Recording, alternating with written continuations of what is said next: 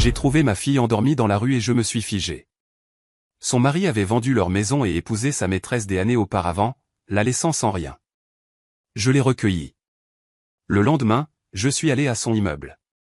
Quand il a ouvert la porte, ce que j'ai fait. Il ne l'oubliera jamais.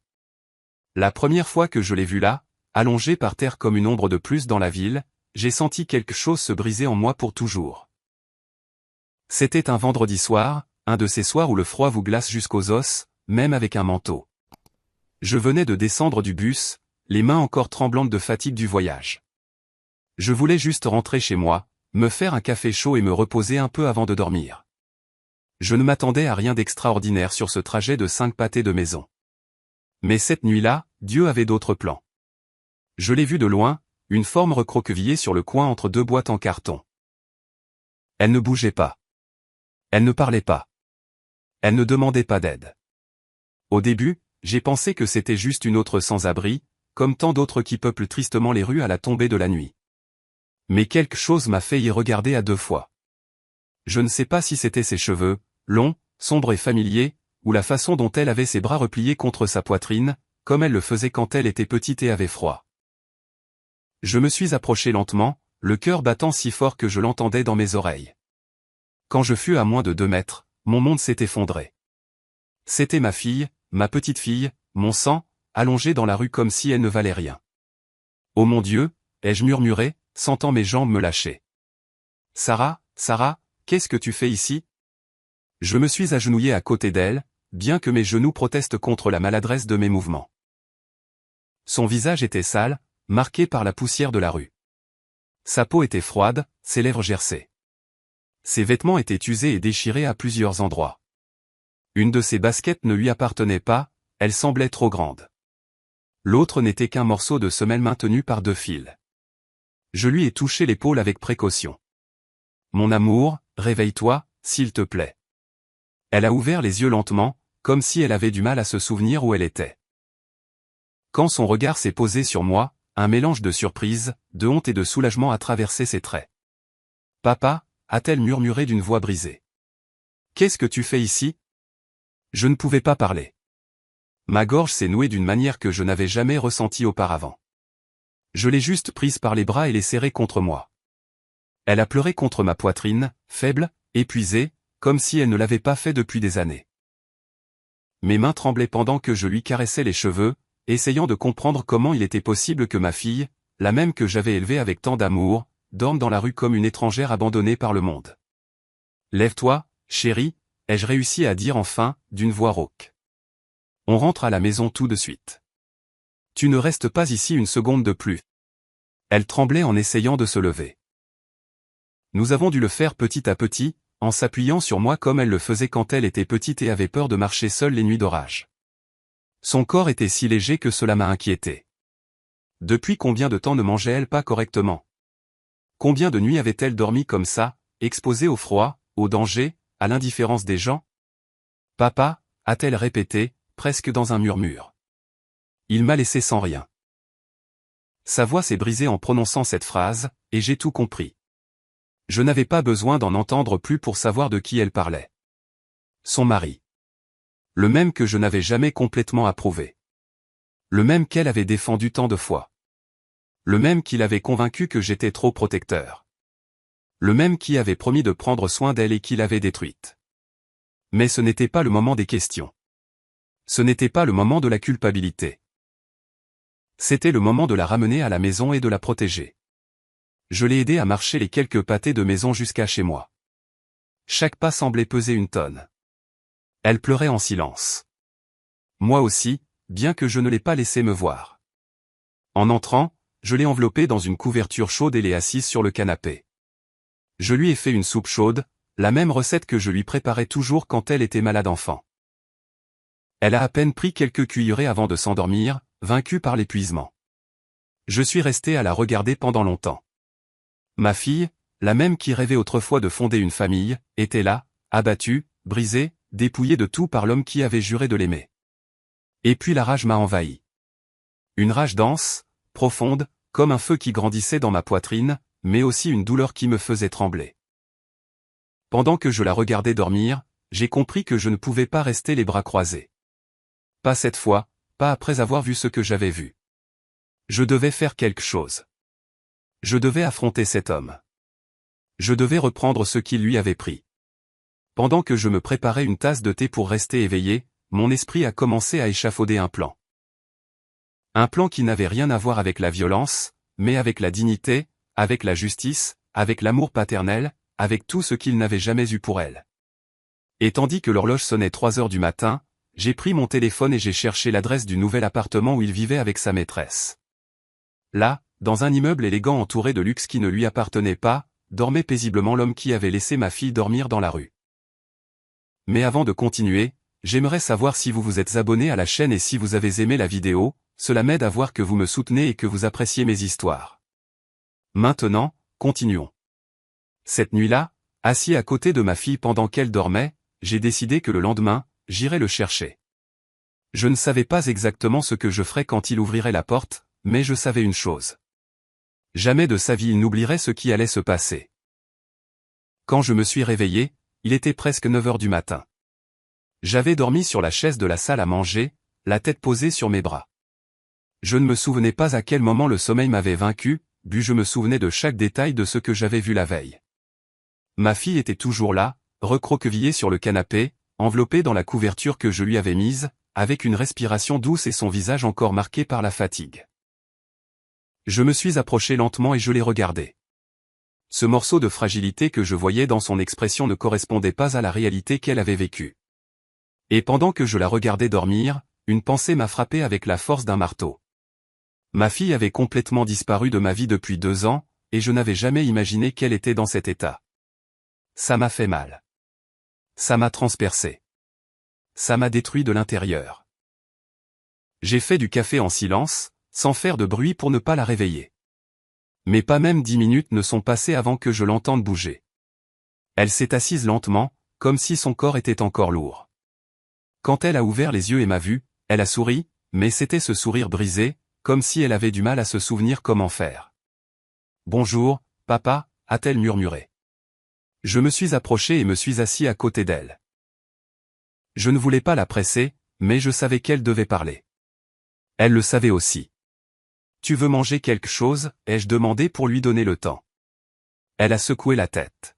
« Non, j'ai juste besoin de te raconter ce qui s'est passé. » J'ai pris une profonde inspiration. J'ai hoché la tête. « Je suis là, chérie. Raconte-moi tout. N'aie pas peur. » Elle a serré ses mains l'une contre l'autre, tremblant légèrement. Ses yeux regardaient vers le bas, évitant les miens. Et puis elle a commencé. « Papa, il a vendu la maison sans rien me dire. Je l'ai appris quand les nouveaux propriétaires sont arrivés et m'ont demandé de partir. Il vivait déjà avec elle, avec sa maîtresse, et moi, je n'avais nulle part où aller.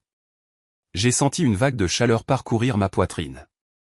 Une fureur pure, une indignation absolue. Comment a-t-il pu te faire ça, ai-je réussi à dire avec difficulté. Elle a secoué la tête. Parce qu'il a toujours été comme ça, papa. Je l'ai juste caché pour que tu ne souffres pas. Il m'a manipulé. Il m'a fait croire que si je te disais quelque chose, ça te provoquerait une crise cardiaque, que tu ne pourrais pas le supporter, qu'il valait mieux te laisser tranquille. Je l'écoutais en silence, sentant mon cœur se serrer. Mais ce n'est pas le pire, a-t-elle poursuivi, et sa voix s'est brisée. Quand il est parti avec elle, il m'a laissé sans argent. J'avais des emplois temporaires, mais ça ne suffisait à rien. J'ai dormi chez des amis, mais ça n'a pas duré longtemps. Puis dans des motels bon marché, à la fin, je me suis retrouvé dans la rue. Je n'en pouvais plus. Je lui ai pris la main. Sa main était froide, mais sa douleur brûlait. « Pourquoi n'es-tu pas rentré à la maison » ai-je demandé presque dans un murmure. Elle s'est mise à pleurer. « Parce que j'avais honte, papa. J'avais honte que tu me vois comme ça, vaincu. Et parce qu'il n'arrêtait pas de répéter que tu étais mieux sans moi, que j'étais un fardeau, que si je revenais chez toi, je ruinerais ta vie. Je l'ai cru. J'ai été une idiote. » Je lui ai doucement relevé le visage pour qu'elle me regarde dans les yeux. « Écoute-moi bien, » lui ai-je dit d'une voix ferme mais tremblante d'émotion. « Jamais, au grand jamais, tu n'as été un fardeau. Tu es ma fille, ma famille, mon sang. J'aurais traversé le monde pour t'aider. Comment as-tu pu penser que je serais mieux sans toi? Elle s'est effondrée. Ses pleurs ont inondé la pièce. Sa douleur se mêlait à mon impuissance. Je l'ai serrée dans mes bras pendant que son corps tremblait. Je suis désolé, papa, répétait-elle encore et encore. Je suis désolé. Tu n'as pas à t'excuser, chérie, ai-je répondu en lui caressant les cheveux. Tu n'as rien fait de mal. Tu as été la victime d'un homme sans âme. Mais maintenant, tu es ici avec moi et tu ne passeras plus une seule nuit dans la rue. Je te le jure. Elle est restée là, serrée contre moi, pendant de longues minutes. Quand elle s'est enfin calmée, elle a pris une grande inspiration et a ajouté, « Il vit dans les condominiums des Chênes avec sa femme. Enfin, sa maîtresse. Maintenant, ils disent qu'ils attendent un enfant. C'est pour ça qu'il a vendu la maison si vite. Il voulait de l'argent pour sa nouvelle vie. Sa nouvelle vie. » La phrase m'a transpercé la poitrine comme une balle. Cet homme misérable avait donc échangé ma fille contre une femme plus jeune et une vie plus confortable, sans remords, sans culpabilité, sans pitié. Je me suis levé du canapé et j'ai commencé à faire les 100 pas dans le salon, incapable de contrôler la rage qui bouillait dans mes veines. Ma fille m'a regardé, inquiète. « Papa, qu'est-ce que tu vas faire ?» Je me suis arrêté. Je l'ai fixé. J'ai senti mes mains se serrer en poing. « Je vais faire ce que j'aurais dû faire il y a longtemps, » ai-je dit d'une voix profonde. « Je vais aller lui parler. » Elle a ouvert de grands yeux de peur. « Papa, non, s'il te plaît. Il est dangereux. Tu ne sais pas de quoi il est capable. » Et il ne sait pas de quoi je suis capable, ai-je répondu sans la quitter des yeux. Elle a dégluti difficilement. « Promets-moi que tu ne vas rien faire de mal. » Je l'ai regardé avec tendresse, mais avec une certitude que je ne me souvenais pas avoir ressentie depuis des années. « Je te promets que je ne ferai rien qui te fasse du mal. Mais je ne vais pas laisser l'homme qui t'a détruite continuer à vivre comme si de rien n'était. » Elle a baissé le regard. Je crois qu'elle a compris que ma décision était irréversible. Je suis allé dans ma chambre, j'ai ouvert le tiroir de mon bureau et j'ai sorti un dossier où je gardais des documents importants. Je ne savais pas encore ce que j'allais utiliser, mais je savais que j'aurais besoin de quelque chose, n'importe quoi, une preuve, une donnée, un indice, car ce que cet homme avait fait ne pouvait pas rester impuni. Pendant que je regardais les papiers, j'ai entendu la voix de ma fille. « Papa, merci de m'avoir ramené hier soir. » Je me suis retourné. Elle était à la porte avec un sourire fragile mais sincère. Et ce sourire m'a donné de la force. « Sarah. » Ai-je dit d'une voix douce en m'approchant d'elle, « Ne pense plus jamais que tu es seule. » Je l'ai serrée dans mes bras une fois de plus. Et ce matin-là, alors que le soleil commençait à peine à poindre à la fenêtre, j'ai su avec certitude que le lendemain, je regarderais dans les yeux l'homme qui a détruit sa vie, et qu'il n'oublierait jamais ce qui allait se passer. J'ai peu dormi cette nuit-là, en fait presque pas du tout. Chaque fois que je fermais les yeux, je voyais le visage de ma fille, sale, fatiguée, vaincue. Et puis je voyais le visage de cet homme qu'elle avait appelé mari pendant tant d'années. Un homme qui l'a utilisé, trompé et abandonné sans aucun remords. Je me suis levé avant que le soleil ne se lève complètement. J'ai fait du café. J'ai mis une veste épaisse et je me suis assis à la table de la cuisine, regardant le dossier de documents que j'avais sorti la veille. Je ne savais toujours pas ce que je cherchais, mais quelque chose en moi me disait qu'il y avait là les pièces d'un puzzle que je n'avais pas voulu voir par le passé. Pendant que je passais en revue de vieux reçus, des contrats et une copie de l'acte de mariage de ma fille, j'ai entendu ses pas légers derrière moi. Elle s'est approchée avec une expression qui mêlait honte et soulagement. « Bonjour, papa » a-t-elle murmuré. « Bonjour, chérie. As-tu pu te reposer ?» Elle a hoché la tête, bien que ses yeux disent autre chose. « J'ai mieux dormi que depuis des années » a-t-elle avoué, et cela m'a transpercé l'âme. Je lui ai versé une tasse de café chaud et nous nous sommes assis face à face. La lumière du matin entrait par la fenêtre et éclairait son visage. C'était comme voir le reflet de la petite fille que je portais autrefois sur mes épaules pour l'emmener au parc, la même qui me demandait des histoires avant de dormir, la même qui avait promis de m'appeler tous les jours en partant vivre avec son mari. Mais la vie avait été cruelle avec elle, trop cruelle. « Sarah » ai-je dit d'une voix ferme. « J'ai besoin que tu me dises tout ce dont tu te souviens. » Tout, même ce que tu penses sans importance. Elle s'est mordu la lèvre inférieure, hésitante. Puis elle a pris une profonde inspiration et a hoché la tête. D'accord, papa. Je te dirai tout. Elle s'est installée sur la chaise comme si elle se préparait à ouvrir une boîte pleine de souvenirs douloureux. Il a commencé à changer bien avant de partir avec elle, a-t-elle commencé. Au début, je pensais qu'il était stressé par le travail, mais non, il avait déjà une relation avec cette femme. J'ai été l'idiote qui n'a pas voulu le voir. Tu n'es pas une idiote, ai-je interrompu doucement. Elle a continué sans tenir compte de mon commentaire. Un jour, il est arrivé furieux et m'a dit que la maison devait être mise à son nom. Il m'a crié dessus. Il m'a insulté et j'ai accepté. Je ne sais toujours pas pourquoi je l'ai fait. Peut-être que j'étais fatigué, ou peut-être que j'avais peur d'être seul. J'ai serré les poings sur la table. Et quand a-t-il vendu la maison? 1 mois plus tard, a-t-elle répondu en baissant le regard. Il m'a dit que la vente était pour un projet. Mais je n'ai pas vu un seul centime. Quand je lui ai demandé, il m'a crié dessus que ça ne me regardait pas. Puis il a disparu pendant 2 jours, et quand il est revenu, il prévoyait déjà de partir avec elle. Ma respiration est devenue lourde. Et personne ne t'a aidé? Pas d'avocat, pas d'amis? Il m'a convaincu que si je le dénonçais, il pourrait dire que j'étais instable mentalement et que je perdrais tous mes droits. Il a même dit qu'il pourrait me retirer mon nom de famille. Il m'a terrifié, papa. J'ai ressenti quelque chose que je ne pouvais pas décrire. Ce n'était pas seulement de la rage. C'était une douleur ancienne, profonde, presque primitive, comme si l'injustice commise contre ma fille avait été clouée dans ma propre peau. Je me suis levé de la chaise sans le vouloir, poussé par le besoin de marcher. Elle m'a regardé, inquiète. Papa, à quoi penses-tu? Je pense, ai-je dit, le cœur battant, que cet homme va payer pour tout ce qu'il t'a fait.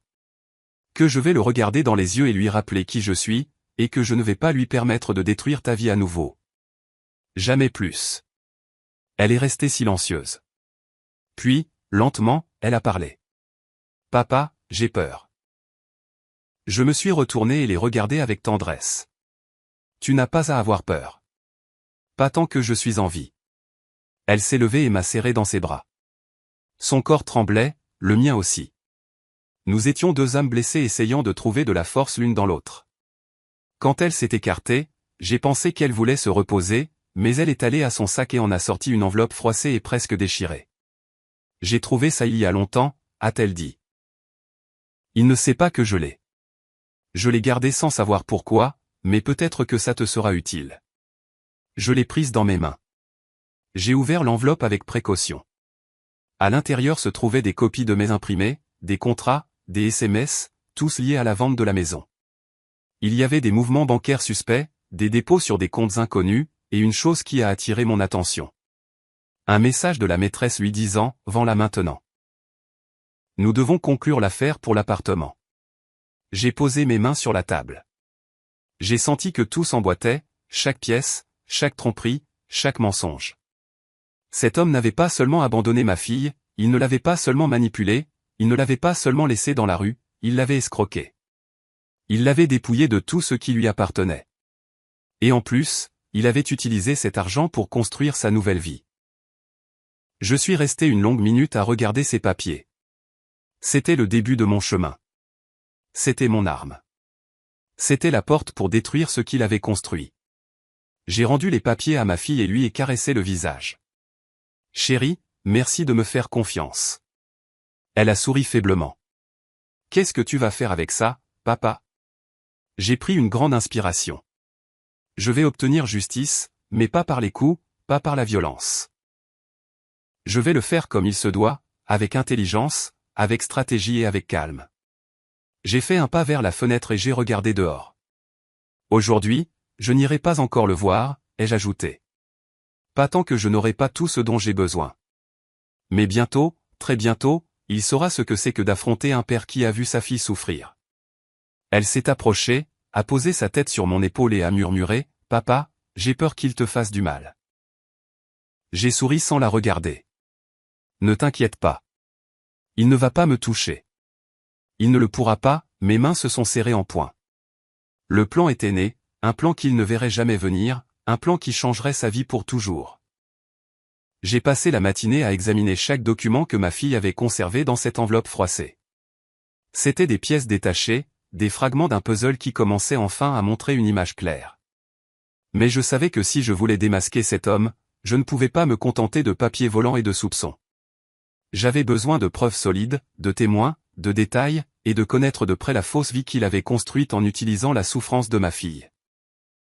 À 15 heures, j'ai pris mon manteau, mis les documents dans un dossier et je suis sorti. Ma fille faisait une sieste profonde. Son corps avait besoin de repos. Son âme aussi.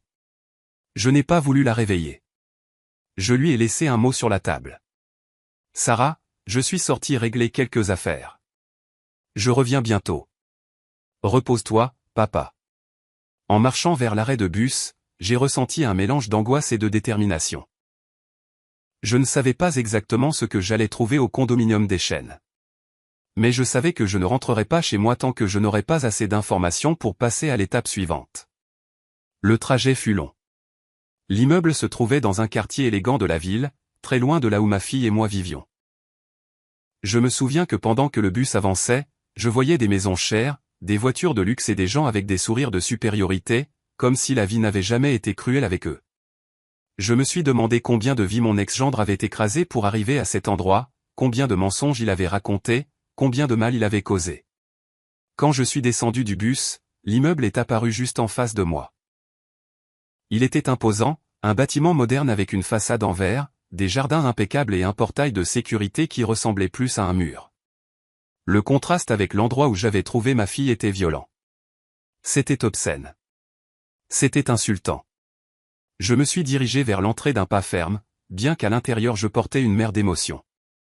Un gardien s'est approché immédiatement. « Bonjour, monsieur. Qui visitez-vous » a-t-il demandé d'un ton poli mais distant. « Je suis ici pour voir Alex », ai-je répondu, en utilisant le nom de mon ex-gendre, sentant ma voix prendre une tonalité que je ne lui connaissais pas. Le gardien a vérifié une liste sur une tablette. « Votre nom » Je lui ai donné mon nom complet. J'ai attendu. Le gardien a froncé les sourcils. « Vous n'êtes pas enregistré pour une visite. » Bien sûr que non. Cet homme n'aurait même pas permis à mes souvenirs de s'approcher de sa nouvelle vie. J'ai juste besoin de lui laisser des documents, ai-je dit en gardant mon calme. Ils sont importants. Je peux attendre dans le hall. Le gardien a hésité. Il m'a regardé de haut en bas. Je ne devais pas donner l'impression d'être dangereux. J'étais un homme de près de 70 ans avec un dossier à la main. Après quelques secondes, il a hoché la tête. D'accord, mais vous ne pouvez pas monter sans autorisation. Attendez ici. Je suis entré dans le hall. L'air froid et parfumé m'a frappé au visage. Il y avait des fauteuils luxueux, des sols brillants, des lampes modernes, tout ce que ma fille avait perdu. Je me suis assis, j'ai pris une profonde inspiration et j'ai observé les gens qui entraient et sortaient. De jeunes couples, des cadres, une femme enceinte, tous avec des vies parfaites, ou du moins des vies sans l'enfer que ma fille avait vécu. 15 minutes plus tard, j'ai entendu une voix familière. Ce n'était pas celle de mon ex-gendre. C'était une voix de femme. « Êtes-vous le père de Sarah ?» Je me suis retourné. C'était une voisine. Je l'ai su instantanément. Elle portait un sac de course, des vêtements élégants et avait cette expression de quelqu'un qui en sait trop, mais qui ne sait pas s'il doit parler. « Oui », ai-je répondu en me levant. « Je suis son père. » Elle a regardé sur les côtés comme si elle craignait que quelqu'un entende. « Je l'ai vu il y a longtemps, avant. » Elle a baissé la voix. « Avant qu'il ne la quitte. Votre fille venait beaucoup ici en pleurant. Il lui criait dessus devant tout le monde. Une fois, il l'a poussée dans le couloir. Mon cœur s'est arrêté. Il l'a poussée ? Ai-je demandé, sentant une vague de fureur. Oui, a-t-elle dit en fronçant les sourcils. Je l'ai signalé à l'administration, mais il a dit qu'elle avait juste trébuché. Et comme il est ami avec le superviseur, eh bien, vous savez comment ça marche. Je ne savais pas si je devais la remercier ou pleurer. Ma fille avait souffert plus que je ne l'imaginais. Et savez-vous s'il vit ici avec elle, ai-je demandé. La voisine a baissé le regard. Oui. Elle est venue vivre ici avant même qu'il ne se sépare de votre fille. Beaucoup de gens le savaient. Tout était un secret de Polichinelle. J'ai perdu le souffle un instant. La tromperie avait été plus profonde et plus effrontée que je ne le pensais. La femme s'est un peu rapprochée. Votre fille ne méritait pas ça, a-t-elle dit fermement. Personne ne le mérite. Mais lui, il se croit intouchable. Intouchable. Ce mot a résonné dans ma poitrine. Merci, ai-je répondu d'une voix basse mais ferme. Merci de me l'avoir dit. Elle a hoché la tête et s'est éloignée, me laissant seul avec des pensées qui n'étaient plus des pensées. C'était des feux. C'était des couteaux. C'était des décisions. J'ai regardé l'ascenseur. Je savais que je ne pouvais pas monter. Je savais qu'aujourd'hui je ne pouvais pas encore l'affronter. Mais j'avais besoin d'en voir plus. Alors je suis sorti de l'immeuble et j'ai fait le tour de la structure, cherchant des signes de sa vie de l'extérieur. Et il était là, sur le balcon du 4e étage, lui, mon ex-gendre. Il riait, un verre à la main, riait comme si la vie lui appartenait, comme s'il n'avait jamais fait de mal à personne. Et à ses côtés se trouvait la maîtresse, la femme pour qui il a détruit ma fille, la femme qui était enceinte à un stade avancé. Il y avait de la musique, il y avait de la fête, il y avait du bonheur. J'ai senti quelque chose se fendre en moi, car pendant qu'ils célébraient leur nouvelle vie, ma fille dormait chez moi après avoir vécu dans la rue. Je n'ai pas bougé un seul muscle, j'ai juste regardé jusqu'à ce qu'il rentre à l'intérieur de l'appartement, n'imaginant pas que d'en bas, l'homme qu'il n'aurait jamais dû mépriser l'observait. Ce jour-là, en m'éloignant de l'immeuble, j'ai tout compris. Je n'allais pas le frapper. Je n'allais pas l'insulter. Je n'allais pas l'affronter comme un vieil homme furieux. J'allais le détruire avec le même calme avec lequel il a détruit ma fille. Mais contrairement à lui, le mien ne serait pas de la lâcheté. Ce serait de la justice. Je suis rentré à la maison lentement, le dossier pressé contre ma poitrine et mon esprit plein d'images que je ne pouvais pas effacer. Chaque pas semblait plus lourd que le précédent. L'écho des rires que j'avais entendus sur ce balcon continuait de marteler ma tête comme un marteau. Des années s'étaient écoulées depuis que j'avais ressenti un mélange aussi explosif de haine, de douleur et de détermination. Quand je suis arrivé, le soleil se couchait. La maison était silencieuse. Mais ce silence n'était pas vide. C'était le silence de la paix dont ma fille avait besoin. Je me suis approché du canapé où elle avait dormi la nuit précédente. Cette fois, elle était réveillée, regardant par la fenêtre comme si elle essayait de comprendre à quel moment sa vie s'était brisée. « Sarah », ai-je dit doucement. Elle a tourné la tête et a souri, mais ce sourire faisait mal. C'était un sourire de gratitude assombri par la tristesse. « Papa, tu es de retour. » Je me suis assis à côté d'elle. Il y a eu un long silence entre nous, un de ces silences qui parlent d'eux-mêmes. Elle savait que j'étais allé à l'immeuble. Je savais qu'elle voulait demander, mais aucun de nous n'a parlé au début. Finalement, j'ai pris une profonde inspiration. Je l'ai vue. Elle a tendu ses épaules. Lui? Oui, lui et elle. Elle a détourné le regard et a pincé les lèvres comme si elle voulait que cette conversation se termine rapidement. Je ne la blâmais pas revivre cette douleur, c'était comme ouvrir une plaie fraîchement refermée. Il semble heureux, ai-je ajouté sans émotion, comme si les mots n'avaient pas de propriétaire. Elle a fermé les yeux un instant. Je le savais, a-t-elle murmuré. Mais ça fait mal quand même. Je lui ai pris la main et l'ai serrée. Chérie, tu ne mérites pas de porter cette honte. Tu ne mérites pas de porter ces ordures sur ton dos. Il ne t'a pas détruite parce que tu étais faible. Il t'a détruite parce que tu es bonne. Et les bonnes personnes font parfois confiance à la mauvaise personne. Ses yeux se sont remplis de larmes, mais elle n'a pas pleuré. Elle est restée immobile, à écouter. Je ne veux pas te venger par colère, ai-je poursuivi. Je veux le faire parce qu'il te le doit. Parce qu'il t'a arraché ta maison, ta dignité, ta tranquillité d'esprit. Et parce que moi, en tant que ton père, je ne vais pas mourir sans m'assurer que tu reprennes ta vie. Ses lèvres ont tremblé. Papa, s'il te plaît, ne fais rien qui te mette en danger. Je ne le ferai pas, ai-je répondu fermement. Je ne suis plus un jeune homme impulsif, et je n'ai pas besoin de lui crier dessus ou de le toucher pour le détruire. Ce que je ferai, je le ferai bien. Je le ferai comme un homme qui a vécu assez longtemps pour savoir que la justice est plus puissante que la rage. Elle est restée à me regarder pendant longtemps, comme si elle essayait de se reconnaître dans mes mots, ou peut-être essayait de reconnaître le père qu'elle avait autrefois cru invincible. « Papa, je t'aime », a-t-elle dit en se brisant un peu. Je l'ai serrée dans mes bras, un long vrai câlin, un de ceux qui maintiennent l'âme ensemble. J'ai senti ses larmes sur mon épaule, et j'ai pensé que bien que le monde ait été cruel avec elle, je ne permettrai plus jamais qu'il la piétine. Quand elle s'est calmée, je l'ai aidée à se lever. Elle a marché jusqu'à sa chambre à pas lents, mais plus sûre que la veille. Je suis resté seul dans le salon. J'ai regardé le dossier sur la table, les documents, les messages, la preuve de la trahison. Et là, dans ce silence lourd, j'ai ressenti la clarté que j'attendais depuis le moment où je l'ai trouvée endormie dans la rue. Ce n'était plus seulement de la douleur. Ce n'était plus seulement de la rage. C'était un but.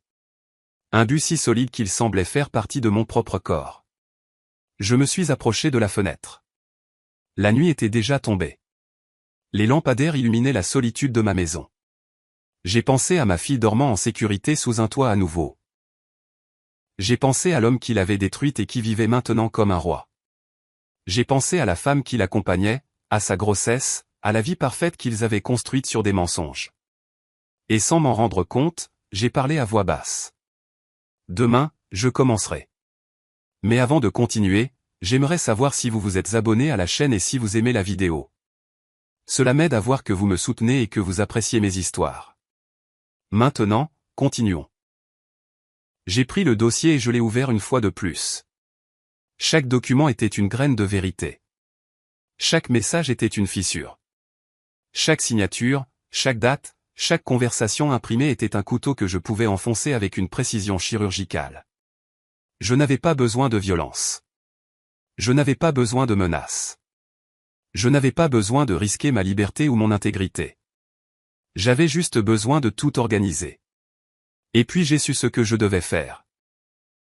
J'ai commencé à classer les papiers par date, puis par type, puis par pertinence juridique. J'ai sorti un vieux carnet que je gardais dans le tiroir. Celui où j'écrivais les dépenses du ménage, les anniversaires et les rappels. Ce jour-là, ce carnet est devenu mon arme.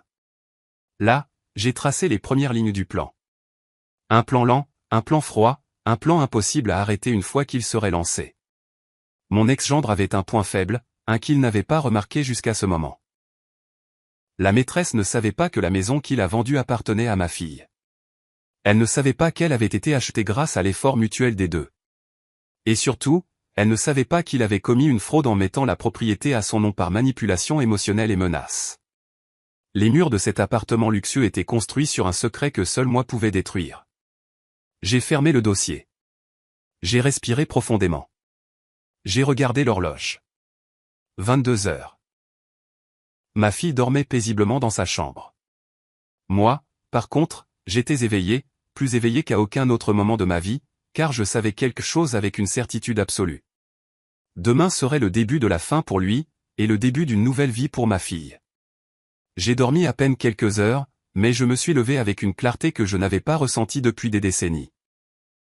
Le lever du soleil entrait par la fenêtre comme une ligne dorée, fendant l'obscurité de la chambre en deux. Je me suis habillé lentement, avec la solennité de quelqu'un qui se prépare à quelque chose d'inévitable. Je me suis lavé le visage, j'ai peigné mes cheveux gris et je me suis regardé dans le miroir. Je n'ai pas vu un vieil homme. J'ai vu un père. J'ai vu un protecteur.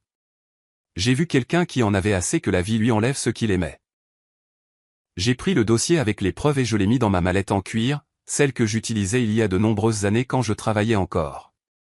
Avant de partir, je suis passé par la chambre de ma fille. Elle dormait profondément, respirant avec un rythme que je n'avais pas entendu depuis avant son mariage. Je l'ai regardée un instant. J'ai ajusté une couverture sur ses épaules. Aujourd'hui, je commence à te rendre ta vie, ai-je murmuré sans qu'elle m'entende. Je suis sorti et j'ai fermé la porte avec précaution. Le chemin vers les condominiums. Les chaînes semblaient différents cette fois. Il n'y avait pas d'angoisse ni de rage incontrôlée, seulement de la détermination. Chaque pas était une déclaration silencieuse. Je viens pour toi, pour ce que tu as fait, pour ce que tu as détruit. Quand je suis arrivé, le gardien m'a reconnu.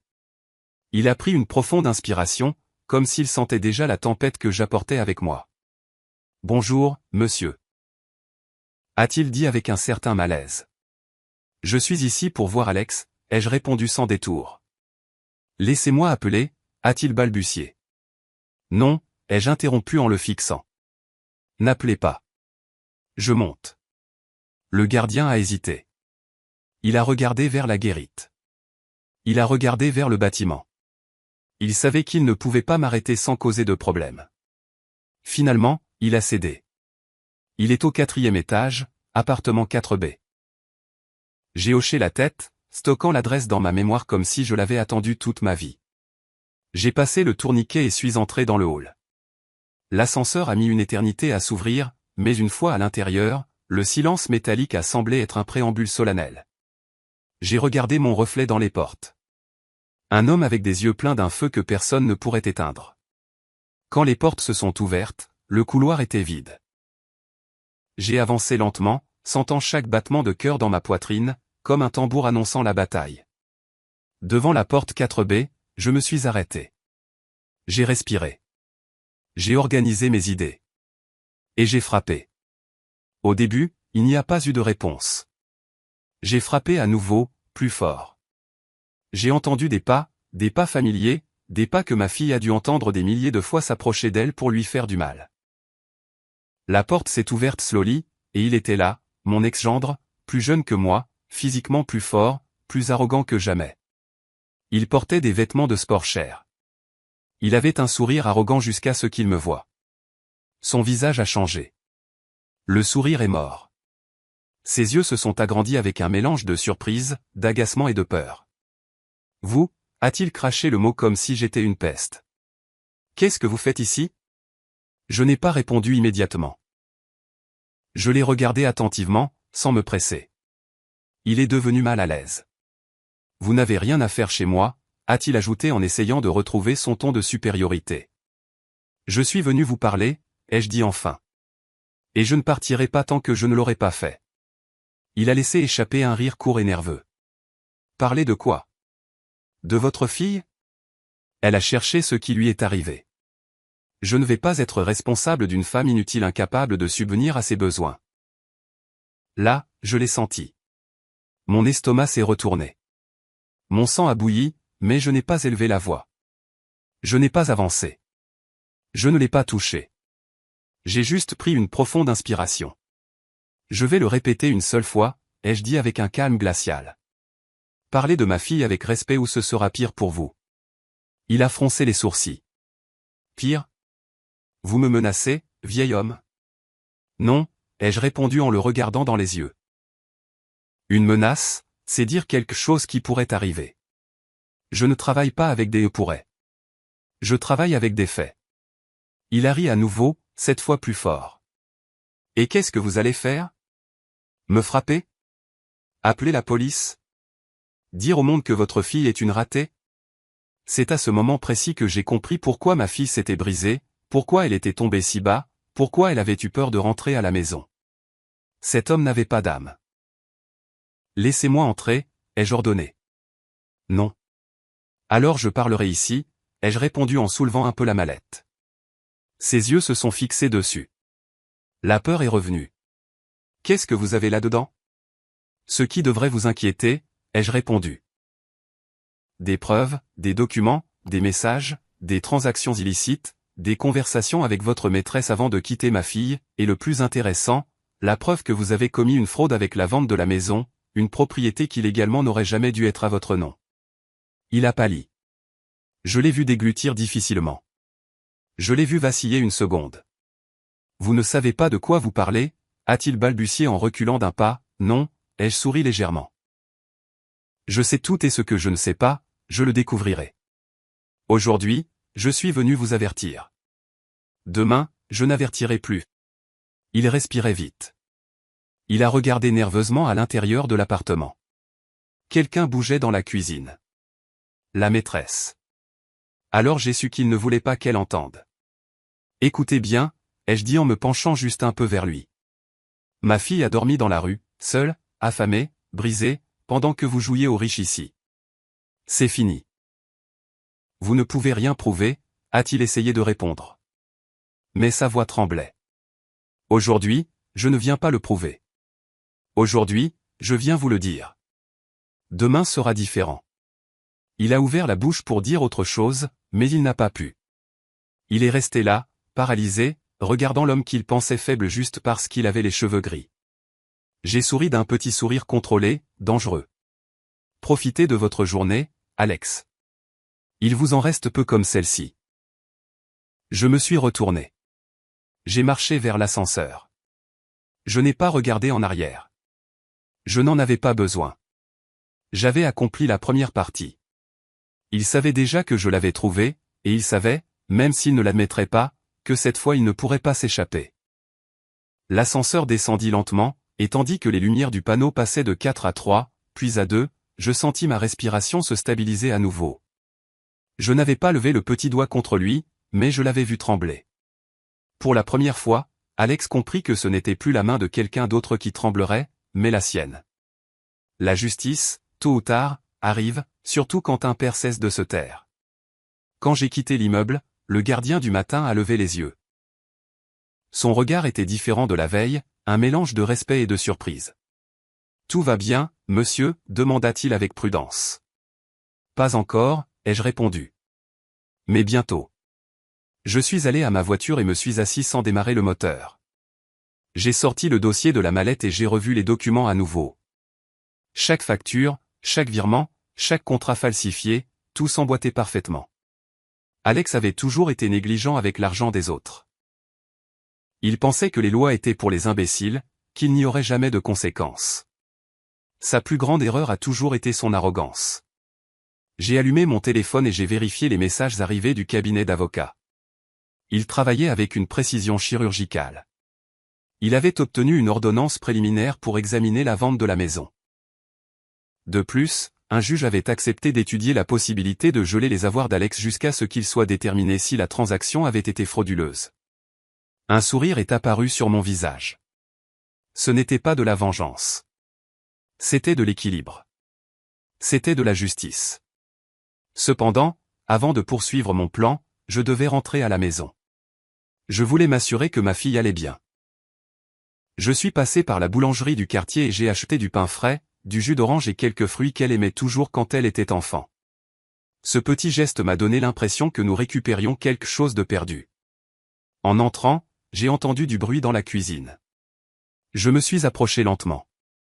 Elle était là, le dos tourné, en train de faire du café.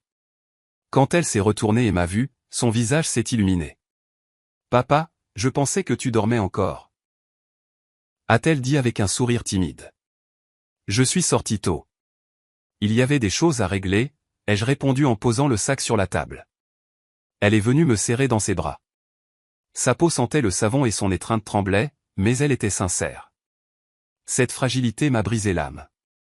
Personne ne devrait faire ça à un autre être humain, encore moins à la personne avec qui on a dit, pour toujours, devant un autel. « As-tu bien dormi ?» ai-je demandé en rompant le silence. « Mieux que depuis des années » a-t-elle répondu en regardant la tasse dans ses mains. « Papa, je ne sais pas comment te remercier. Tu n'as pas besoin de me remercier pour quoi que ce soit. Je suis ton père. Je suis là pour te soutenir quand le monde s'effondre. » Elle a pris une profonde inspiration, comme si cette phrase l'avait un peu guérie, mais je sais qu'à l'intérieur d'elle, il y avait un nœud qui mettrait du temps à se défaire. Après avoir déjeuné ensemble, elle est montée prendre une douche. J'ai profité de l'occasion pour appeler Samuel, mon avocat et vieil ami. « Prêt pour la prochaine phase ?» a-t-il demandé dès qu'il a répondu. « Prêt ?» ai-je répondu. « Je veux tout présenter aujourd'hui. »« Parfait. Je t'attendrai dans mon bureau dans 1 heure. » J'ai raccroché, mis ma veste et regardé vers les escaliers. « Je sors un moment » ai-je dit à ma fille. « Je serai de retour dans peu de temps. » Elle a hoché la tête sans rien demander. Elle savait que je tirais des ficelles invisibles pour elle, et elle avait confiance. J'ai quitté la maison le cœur ferme. Il n'y avait pas de retour en arrière. Le bureau de Samuel était en centre-ville, dans un immeuble ancien mais bien conservé. Quand je suis arrivé, il avait déjà tout préparé sur la table. Des dossiers, des enregistrements, des déclarations de voisins, des copies certifiées de documents. « Michael, ce que tu as ici. » a dit Samuel en ajustant ses lunettes, est suffisant pour le couler légalement. Non seulement pour la vente frauduleuse, mais aussi pour l'abandon financier, les menaces et l'historique de manipulation que nous pouvons prouver avec des témoins. Je ne veux pas ruiner sa vie pour le plaisir, ai-je répondu. Je veux qu'il paie pour ce qu'il a fait et je veux que ma fille récupère ce qui lui appartient. Samuel a hoché la tête. Alors nous sommes sur la bonne voie. J'ai signé plusieurs documents. Chaque signature était comme enlever une autre brique du château de mensonges où vivait Alex. Quand nous avons fini, Samuel s'est adossé à sa chaise. « Veux-tu qu'on le prévienne aujourd'hui » a-t-il demandé. « Pas encore » ai-je répondu. « Avant ça, je dois faire autre chose. » Samuel a haussé un sourcil. « Quelque chose de légal ? Aussi légal que de respirer. » Il a souri. Il savait que j'étais un homme de principe. Mais il savait aussi qu'il y avait des limites qui, une fois franchies par d'autres, exigeaient des réponses énergiques. De retour dans ma voiture, j'ai pensé à l'inévitable. Tôt ou tard, ma fille devrait affronter son passé en face. Mais avant cela, c'était à Alex de sentir le sol s'effondrer sous ses pieds. Je suis retourné au condominium des Chênes. Le gardien m'a regardé, surpris. « Encore ici, monsieur ? » « Détendez-vous, ai-je dit. Je ne viens pas lui parler. »« Oh, d'accord. » a-t-il répondu avec soulagement. Je suis arrivé au parking souterrain. Je savais quelle était sa voiture. Une berline noire, qu'il exhibait comme s'il s'agissait d'un trône sur roues. Je me suis approché et j'ai sorti quelque chose de la mallette, une feuille plastifiée qu'on ne pouvait ignorer. C'était une copie de la plainte légale avec la date et le sceau du tribunal. Pas l'original, mais assez pour lui provoquer une crise de nerfs. Je l'ai placé avec soin sur le pare-brise, sous l'essuie-glace. Puis je me suis reculé de quelques pas et j'ai regardé la voiture de loin. Personne d'autre ne l'a remarqué, mais moi si. Ce papier était le début de la fin. Quand je suis monté dans l'ascenseur pour retourner à la surface, mon téléphone a sonné. Le nom sur l'écran m'a glacé. Alex. J'ai répondu sans rien dire. Vieil homme, a-t-il dit d'une voix brisée. Qu'est-ce que tu as fait? Qu'est-ce que c'est que ce papier sur ma voiture? Pourquoi te mêles-tu encore de ma vie? J'ai souri. Mais c'était un sourire triste, fatigué. Pourquoi t'es-tu mêlé de la vie de ma fille? Ai-je répondu. Tu ne peux pas me faire ça, Michael. Tu ne peux pas, sa respiration était agitée, comme s'il était au bord d'une crise de panique. Parlons. S'il te plaît. Nous avons déjà parlé aujourd'hui, ai-je répondu calmement. Attends, ne raccroche pas, mais j'ai raccroché. L'ascenseur a ouvert ses portes. Je suis sorti. J'ai respiré l'air frais de l'après-midi. Ma guerre n'était pas faite de coups. Elle était faite de vérité. Et il venait de recevoir la première. Cet après-midi-là, après avoir raccroché, je suis resté quelques secondes à regarder l'écran noir. C'était étrange. Pendant des années, Alex s'était cru invincible, inaccessible, intouchable. Et maintenant, avec juste un papier sous l'essuie-glace de sa voiture, sa voix s'était brisée comme celle d'un enfant effrayé. J'ai mis le téléphone dans ma poche et j'ai commencé à marcher vers la sortie du condominium. Il était temps de retourner auprès de ma fille, mais il était aussi temps de préparer le prochain coup. Le papier sur sa voiture n'était pas une menace. C'était un avertissement, un petit aperçu de l'abîme qui s'ouvrait sous ses pieds. Alors que je m'éloignais, j'ai entendu des pas précipités derrière moi. J'ai tourné la tête, et il était là, Alex, respirant avec difficulté, comme s'il avait dévalé plusieurs étages par les escaliers pour me rattraper. Il transpirait, tremblait, et son arrogance, celle qu'il avait tant nourrie, avait disparu. « Michael, attendez » a-t-il dit en levant une main. Je me suis arrêté, non pas pour lui, mais pour ce que ce moment représentait. Pour la première fois de sa vie, c'était lui qui poursuivait un autre. « Que voulez-vous » ai-je demandé d'une voix neutre. « Pouvons-nous parler entre hommes, entre adultes » a-t-il balbutié en avalant sa salive. « Nous avons déjà parlé aujourd'hui » ai-je répété sans bouger. « Pas comme ça.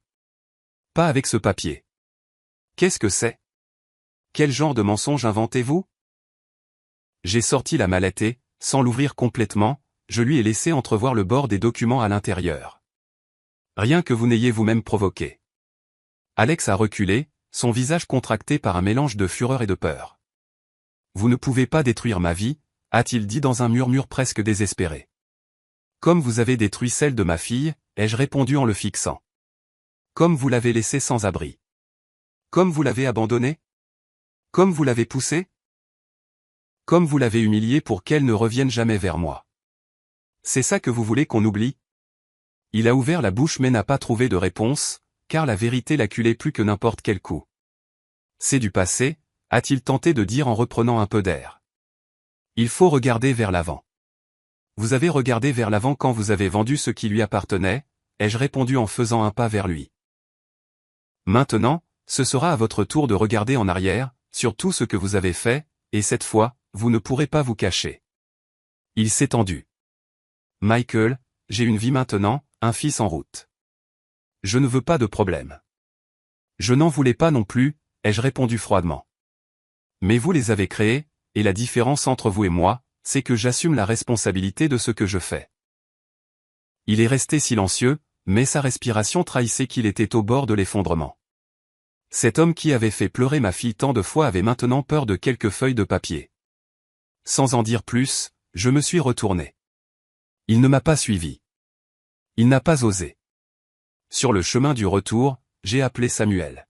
« Je veux voir la maîtresse, » lui ai-je dit. « La maîtresse » a-t-il répété, surpris. « Oui, j'ai besoin de son témoignage, même si elle ne le donne pas officiellement. J'ai besoin qu'elle sache avec qui elle vit. » Samuel a soupiré. « Michael, ça peut compliquer les choses. Je sais, mais c'est nécessaire. » Il savait qu'il ne pouvait pas m'arrêter. « D'accord, je t'enverrai son adresse. » Mon téléphone a vibré quelques secondes plus tard avec un message. Adresse, numéro d'appartement, nom complet. En arrivant à la maison, ma fille était assise à table, consultant un vieux carnet. Quand elle m'a vu entrer, elle m'a offert un doux sourire. « Papa, tu as fait quelque chose, n'est-ce pas ?» J'ai hoché la tête. Le premier pas, elle n'a pas posé plus de questions. Elle ne voulait pas de détails. Peut-être avait-elle peur d'entendre la vérité. Ou peut-être avait-elle plus confiance en moi qu'en n'importe quelle explication. Nous avons mangé ensemble, un repas simple, mais plein de quelque chose que nous n'avions pas ressenti depuis longtemps. L'espoir. Après le dîner, je l'ai accompagnée dans sa chambre. Je lui ai souhaité bonne nuit et j'ai attendu qu'elle s'endorme. Quand j'ai su qu'elle se reposait, j'ai repris la mallette. Il était temps de continuer. L'adresse de la maîtresse se trouvait dans un autre quartier élégant, un immeuble plus petit, mais tout aussi cher. Je suis arrivé vers 21h. Le portier m'a arrêté. « Qui cherchez-vous ?»« Ashley » ai-je répondu en utilisant son prénom. Il a vérifié une liste. « Qui êtes-vous ?»« Une vieille connaissance. » Je ne mentais pas. Je l'avais vu aux côtés d'Alex plus de fois que je n'aurais voulu m'en souvenir. Le portier a hésité un moment. Puis il a appelé l'appartement. Il a parlé à voix basse. Il a raccroché.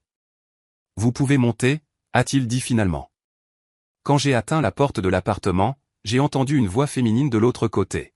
« Qui est-ce ?»« C'est Michael » ai-je répondu. « Le père de Sarah. » Il y a eu un silence, long, tendu, profond. La porte s'est entr'ouverte. Ashley était là, les cheveux attachés, les yeux gonflés et vêtue d'une robe de chambre élégante. Son ventre arrondi montrait sa grossesse avancée. « Entrez » a-t-elle dit finalement en ouvrant complètement la porte. Je suis entré sans enlever ma veste. Ashley s'est assise sur le canapé, une main posée sur son ventre. « Je sais pourquoi vous êtes venu » a-t-elle dit sans me regarder directement. « Oh, vraiment » ai-je répondu. Alex m'a appelé. Il a peur. Je me suis assis en face d'elle. Il devrait avoir peur, ai-je répondu calmement. Elle a soupiré et m'a finalement regardé dans les yeux. Il m'a dit que vous vouliez le ruiner. Il s'est ruiné tout seul, ai-je dit sans ciller. Et il a entraîné ma fille avec lui. Je ne fais que remettre les choses à leur place. Elle a baissé le regard. Elle avait l'air nerveuse. Elle avait l'air fatiguée. Et pour la première fois, elle avait l'air perdue. « Michael » a-t-elle dit à voix basse. Je ne savais pas qu'il avait laissé Sarah dans la rue. Il m'a dit qu'elle l'avait abandonnée, qu'elle était folle, qu'elle était violente, qu'elle ne méritait rien. Et vous l'avez cru, ai-je demandé en me penchant en avant. Ses yeux se sont remplis de larmes. Oui, a-t-elle admis en tremblant. Et maintenant, je ne sais plus quoi croire. J'ai sorti le dossier de la mallette. Je l'ai posé devant elle. Croyez en ceci, lui ai-je dit. Elle a ouvert le dossier, a regardé les documents, a lu les messages, les dates, les preuves. Son visage a changé à chaque feuille. Sa respiration s'est accélérée. Ses mains tremblaient tellement qu'elle a failli laisser tomber les papiers. Mon Dieu, a-t-elle murmuré. Ashley, ai-je dit doucement. Je ne suis pas venu vous demander quoi que ce soit. Je suis juste venu vous montrer la vérité. Ce que vous déciderez de faire ensuite ne dépend que de vous. Elle m'a regardé avec des yeux rouges. Il m'a dit que vous étiez violent, que votre fille était partie parce que vous étiez un mauvais père. Vous a-t-il dit ça, ai-je demandé avec un sourire amer. Oui. Alors vous savez déjà qui est Alex, ai-je répondu en me levant. Un homme qui a toujours besoin d'un monstre pour justifier ses erreurs. Elle s'est effondrée en larmes. Elle a pleuré comme si son monde s'était écroulé. Et en silence, j'ai su que j'avais accompli quelque chose de plus profond que n'importe quel coup juridique. J'avais brisé le seul refuge émotionnel qu'Alex avait. Quand j'ai quitté l'appartement, j'ai pris une profonde inspiration. L'air de la nuit était froid mais libérateur. Alex ne le savait pas encore, mais ce que j'avais fait ce jour-là serait impossible à inverser. Le lendemain matin, quand je me suis réveillé, la maison était silencieuse. Le soleil entrait par la fenêtre de la salle à manger, illuminant la table où ma fille s'asseyait autrefois pour écrire dans un carnet déjà usé par tant de larmes. Je me suis fait un café et je suis resté un moment à regarder la porte de sa chambre. Elle dormait encore. Elle avait l'air si calme quand elle se reposait, si différente de la femme brisée que j'avais trouvée allongée dans la rue. J'ai pris une gorgée et j'ai regardé l'horloge. 8 heures pile. Le téléphone a vibré. C'était Samuel. Michael, a-t-il dit sans détour. Alex est allé au commissariat ce matin. Pour me dénoncer, ai-je demandé d'un ton presque amusé. Pour dénoncer qu'il est victime d'extorsion. Mais avant qu'il ait fini de parler, quelqu'un d'autre est apparu, qui? Samuel a fait une pause, comme s'il savourait le moment avant de le dire. Ashley. Tu as eu un effet immédiat sur elle. Elle est allée au commissariat avec le dossier que tu lui as laissé. Avec tout. J'ai fermé les yeux un instant, non par surprise, non par soulagement, mais pour quelque chose que j'attendais de ressentir depuis longtemps. La justice. Et qu'a dit l'officier, ai-je demandé. Que la plainte d'Alex ne tient pas. Et maintenant? Sa voix est devenue plus basse, maintenant ils ont 2 pistes d'enquête ouvertes. Une pour fraude et une autre pour violence psychologique et abandon financier envers votre fille. Je n'ai rien dit.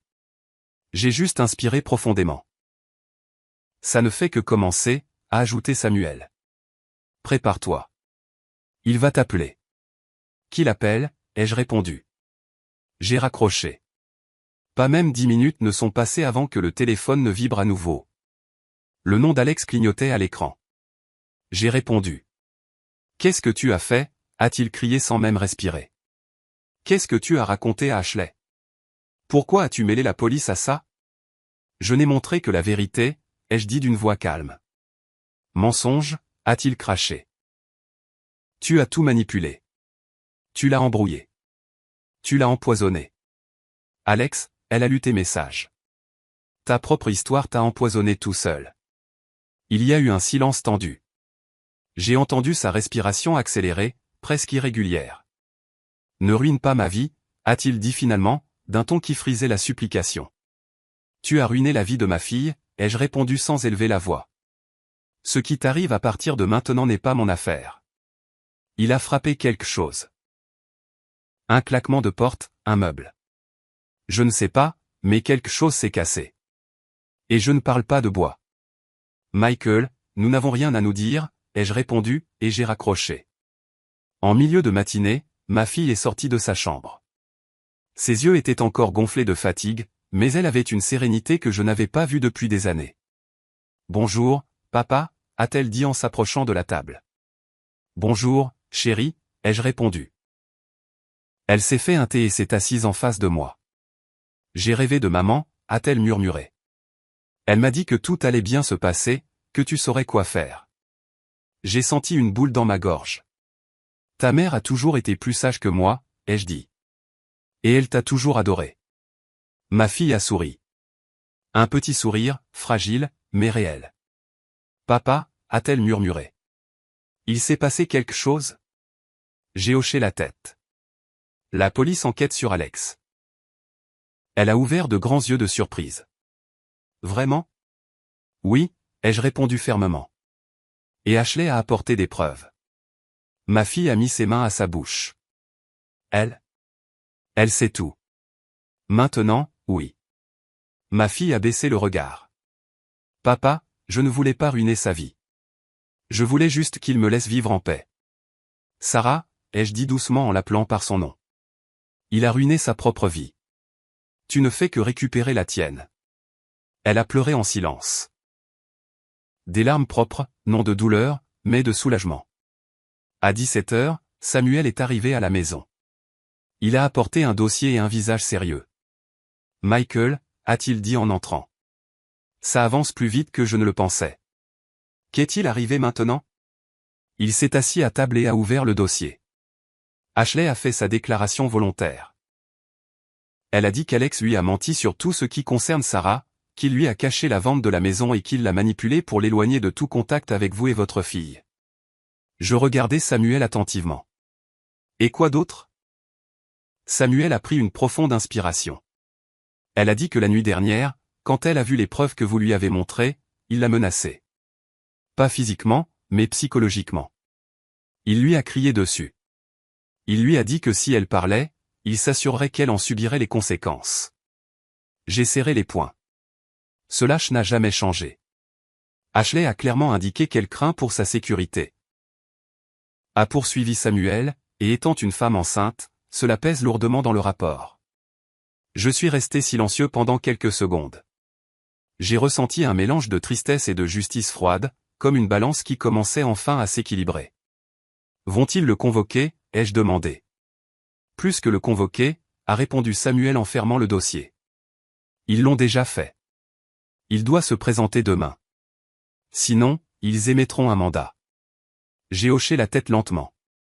Michael, a ajouté Samuel en me regardant sérieusement. Tu dois être préparé. Alex ne va pas abandonner facilement. Je sais, ai-je dit. Et tu dois aussi être prêt à la réaction de ses beaux-parents. Ils l'ont toujours protégé. J'ai souri avec un calme qui m'a même surpris. Ils ne savent pas ce que je sais. Samuel a soutenu mon regard. Il n'a pas posé plus de questions. Il savait que mon silence signifiait que la fin était proche. Ce soir-là, ma fille et moi avons dîné ensemble.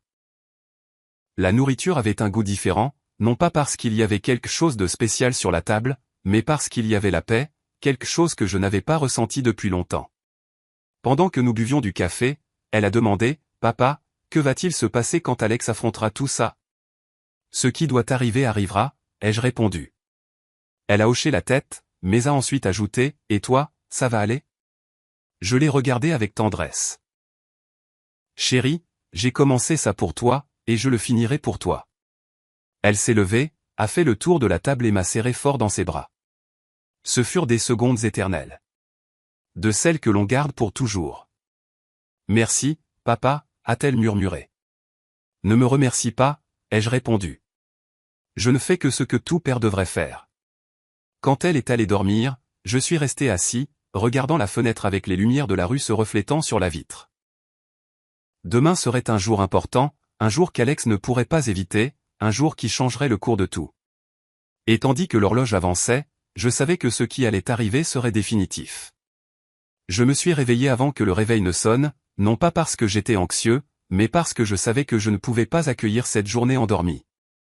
Je me suis levé, lentement, j'ai fait du café, et je suis resté un long moment à regarder la vapeur monter de la tasse.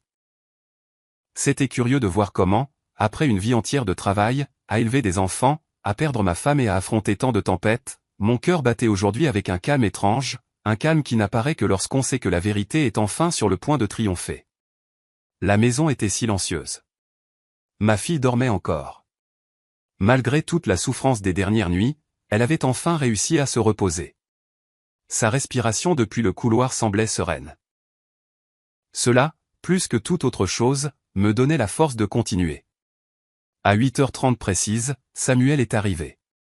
Il n'a pas frappé à la hâte, mais avec ce coup ferme et sûr, comme toujours.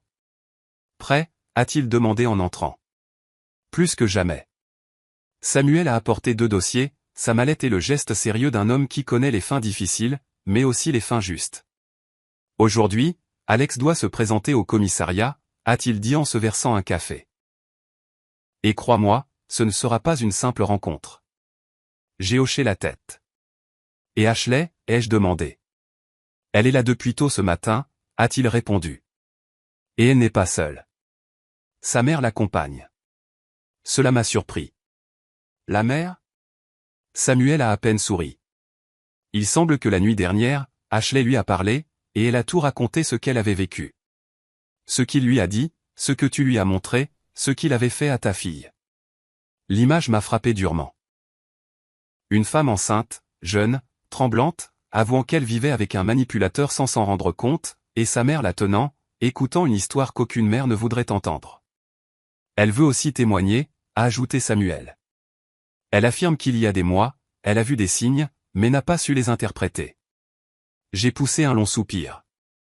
Alors aujourd'hui, tout sera connu, ai-je dit. Samuel a nié doucement. Une partie, mais ce sera suffisant pour qu'Alex arrête de se faire passer pour un homme respectable. À 10h, nous sommes partis pour le commissariat. L'endroit était plus agité que d'habitude. Il y avait des voix, des chuchotements, des gens qui entraient et sortaient, et là, assise, le regard baissé, se trouvait Ashley. Je ne l'avais pas vue depuis cette nuit-là. Ses mains reposaient sur son ventre, et il était clair qu'elle avait pleuré récemment. Je me suis approché lentement. Ashley, ai-je salué d'un ton chaleureux. Elle a levé les yeux. Ses yeux étaient rouges. Mais dans son expression, il y avait quelque chose de plus que de la tristesse. Il y avait de la décision. Monsieur Michael, a-t-elle murmuré. Merci. Merci de m'avoir ouvert les yeux. J'ai nié doucement. Ne me remercie pas. Tu t'es ouvert les yeux toute seule. Je t'ai juste montré un miroir. Elle a pincé les lèvres et a hoché la tête. Ma mère est à l'intérieur, a-t-elle dit. Elle parle aux officiers. Bien, ai-je répondu. C'est important. À ce moment, la porte du commissariat s'est ouverte brusquement. Alex est apparu. Il était bien habillé, comme toujours, mais son apparence était loin de son arrogance habituelle. Il avait une chemise froissée, les cheveux en désordre et une respiration agitée. Mais le plus choquant était son regard, un mélange de peur, de rage et de désespoir. Quand il a vu Ashley, son visage s'est tendu. Quand il m'a vu, il a perdu ses couleurs. Vous, a-t-il craché entre ses dents. Alors vous l'avez fait. Vous avez retourné tout le monde contre moi. Non, Alex, lui ai-je dit calmement. Tu l'as fait tout seul. Ashley a reculé quand il s'est approché. Instinctivement, je me suis mis devant elle. Alex, l'ai-je averti. Pas un pas de plus. Il m'a regardé avec une haine que je n'avais jamais vue chez personne. Vous avez détruit ma vie, a-t-il dit. J'ai un peu penché la tête. Non, j'ai juste cessé de te permettre de détruire celle de ma fille. Samuel a fait un pas en avant. Alex, il est temps. Entrez. Il est resté immobile, comme si son corps refusait de bouger. Je ne vais rien déclarer, a-t-il dit. Parfait, a répondu Samuel. Nous le ferons sans vous. Nous le ferons sans vous, l'a frappé plus que n'importe quelle insulte. À l'intérieur, la scène était différente. Ordonnée, froide, officielle. Les déclarations ont été prises une par une. D'abord, Ashley a parlé. Je l'ai entendu de derrière la vitre. Sa voix était douce mais ferme. Elle a tout raconté. Les cris, les mensonges, les manipulations. Les nuits où Alex la faisait se sentir responsable de tout ce qu'il faisait. Elle a parlé de la vente de la maison de ma fille, de la façon dont il l'avait trompée en lui disant que Sarah ne voulait se battre pour rien. Et enfin, elle a parlé de la peur. C'est ce qui a le plus marqué.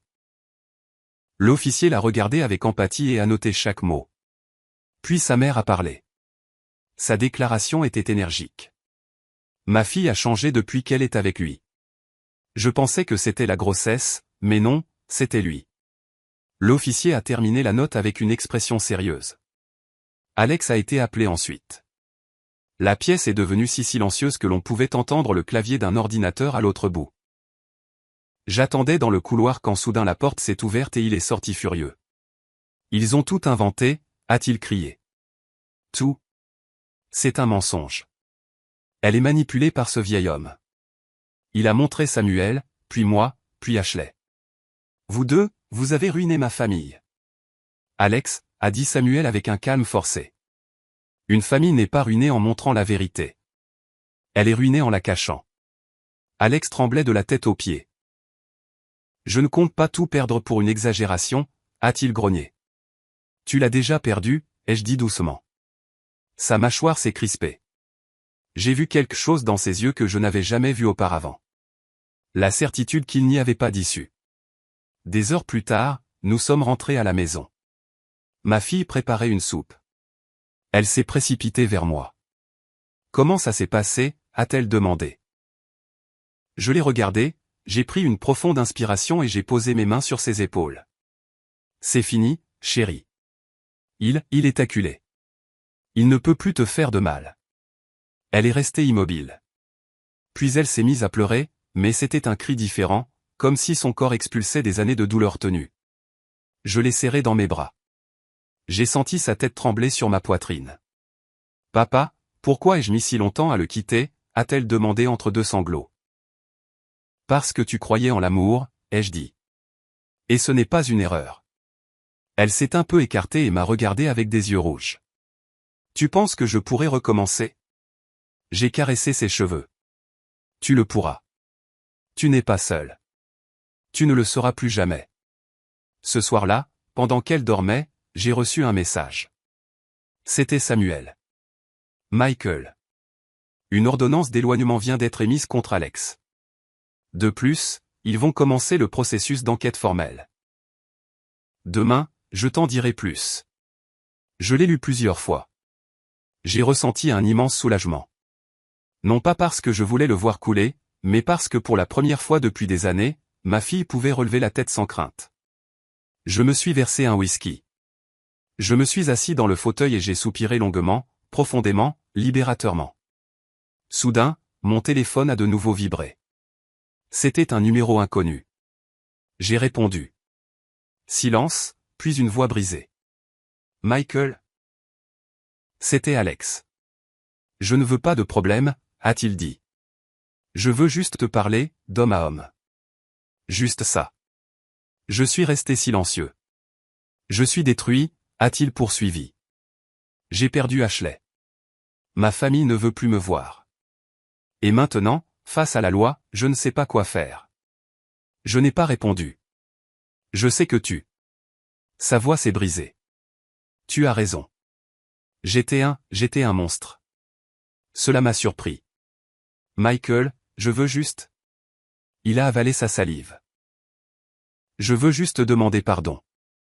Je ne sais pas si ça aide. Je ne sais pas si ça change quelque chose, mais je devais le dire. J'ai pris une profonde inspiration. Alex, ai-je dit d'une voix ferme, ce n'est pas à moi de te pardonner. Il y a eu un long silence. Je sais, a-t-il murmuré, et il a raccroché. Quand j'ai posé le téléphone, je suis resté à regarder le mur. Je n'ai pas ressenti de satisfaction. Je n'ai pas ressenti de vengeance. J'ai juste senti que la boucle était bouclée. Ma fille dormait en sécurité dans la chambre voisine. Ashley, enceinte, était loin d'un homme qui aurait pu détruire sa vie. Alex, pour la première fois, faisait face aux conséquences réelles de ses actes. Et je pouvais dormir sans avoir l'impression de trahir la mémoire de ma femme. J'ai fini le whisky. J'ai éteint la lumière, et en montant les escaliers, une certitude m'accompagnait. Nous avions survécu, et demain serait meilleur. Il y a des moments dans la vie qui semblent vous couper le souffle, mais il y en a aussi d'autres qui vous le redonnent. Aujourd'hui, assis à la table où ma femme et moi avons partagé tant de souvenirs, je regarde ma fille endormie sur le canapé, serrant une couverture, respirant calmement, et je comprends que tout cela en valait la peine. Je n'aurais jamais imaginé que je devrais la sauver d'une chute aussi profonde. Je n'aurais jamais pensé que je la trouverais dormant dans la rue avec les mêmes vêtements qu'elle portait en quittant sa maison, croyant que l'amour suffisait pour être heureux. Ce jour-là, j'ai senti mon cœur se briser. Mais j'ai aussi compris qu'un père ne cesse jamais d'être un père. Pas quand son enfant grandit, ni quand la vie tourne mal. Au cours de ces mois, j'ai appris que la justice n'est pas toujours rapide, mais quand elle arrive avec une force qui change tout. Ma fille a commencé une thérapie. Elle reconstruit son estime de soi, et elle recommence à se regarder dans le miroir sans honte ni peur. Et moi, j'ai recommencé à sentir que j'ai encore quelque chose à offrir à ce monde, même si j'approche des 70 ans. Concernant Alex, je n'ai pas de rancune, je n'en ai pas besoin. La vie elle-même s'est chargée de lui montrer que les actions ont des conséquences. Il a perdu plus qu'une maison ou une position. Il a perdu le masque avec lequel il a trompé tant de gens. Et bien qu'il m'ait demandé pardon, il a compris que ce pardon n'était pas à moi de l'accorder. C'était à ma fille. Et elle, un jour, décidera quoi faire de cette blessure. Mais le plus important n'est pas ce qu'il a perdu, mais ce que nous avons gagné. Ma fille a retrouvé sa liberté. J'ai retrouvé ma famille. Et cette fois, je ne compte pas la laisser partir. Chaque matin, je la vois se réveiller plus forte, plus ferme, plus elle-même. Et quand elle me sourit, je me souviens que même dans les nuits les plus sombres, il y a toujours un lever de soleil qui attend. Je suis un homme simple, un homme âgé, un homme qui a fait des erreurs, mais qui a aussi appris à se relever. Et si je peux dire quelque chose après tout ce que j'ai vécu, c'est ceci, il n'est jamais trop tard pour sauver ceux que l'on aime. Il n'est jamais trop tard pour recommencer. Il n'est jamais trop tard pour se choisir soi-même.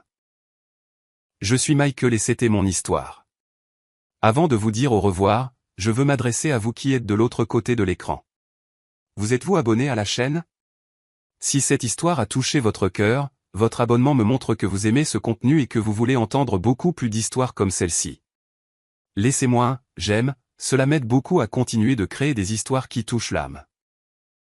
Écrivez dans les commentaires ce que vous avez pensé de cette histoire et ce que vous auriez fait à ma place. J'adore lire vos opinions et vos expériences. Et dites-moi de quelle ville vous nous regardez. J'aime sentir que nous sommes connectés, peu importe la distance. Merci de m'avoir accompagné jusqu'à la fin. À la prochaine histoire.